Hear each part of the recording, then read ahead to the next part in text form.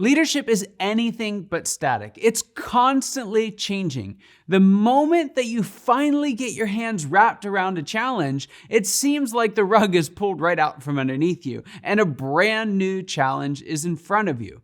One that you are almost certainly unprepared to face. I love it. It's wonderful, and I'd be willing to bet that you do too. Or at least you did, but we'll get to that in a moment.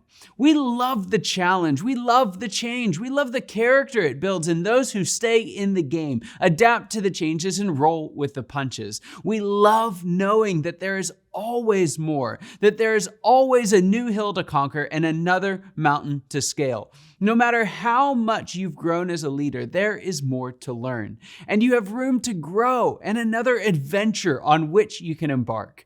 And while I love the challenge, few things break my heart like seeing great leaders stall. It's easy to feel the sting of potential or present defeat and fall back to what we know and trust, what we're good at. And in doing so, we sell ourselves short, not because we aren't good at what we do, but precisely because we are good at what we do. You see, the greatest trap that leaders, even great leaders, fall into is to create so much success at one stage of leadership that they are necessarily thrust into the next. And in and of itself, this is hardly a problem. You could even say that's the goal. The problem lies instead in our response. Here's how the thinking goes. What got me here is XYZ, and the better I got at XYZ, the more my influence, income, or impact grew. So the keys to my success are X, Y, and Z. When I face a new challenge, I'll employ X, Y, and Z, and I'll become more successful. You and I know it doesn't work this way. It's the coach trying to make the catch and save the day for his team and breaking everything instead.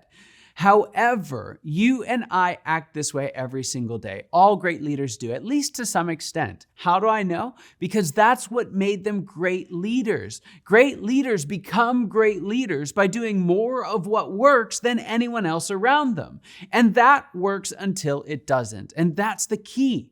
How do you know when your current leadership strategy is going to expire? Well, that's what this extended series is all about. I'm going to walk you through the 7 distinct stages that a founder goes through as she grows her organization and her leadership. More importantly, I'll show you the 7 transition points and the thresholds that stand between each stage, the ones that trip up unknowing leaders every single day.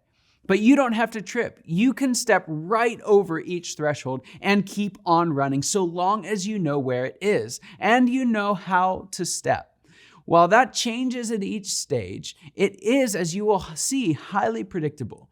I will teach you how to look around the corner at what is coming in your development as a leader.